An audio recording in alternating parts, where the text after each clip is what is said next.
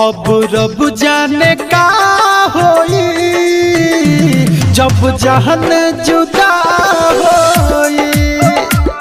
अब रब जाने का होई जब जहन जुदा होई। Mix by Aditya recording studio Gopalganj.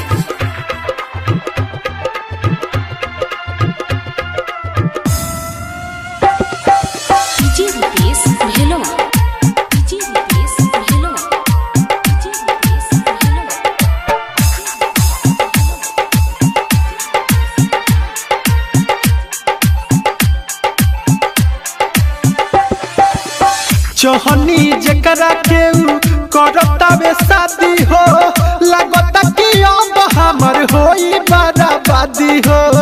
अब जान गईनी बाउर बाईरो गावा केहू नहीं करे हम सब के बता दी हो।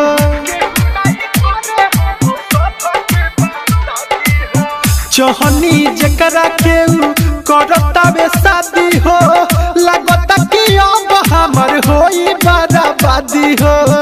अब जान गईनी बाउर बाईरो गावा केहू नहीं करे हम सब के बता दी हो। मर जागल नसीब सोई अब रब जाने का होई जब जहन जुदा होई। अब रब जाने का होई जब जहन जुदा होई।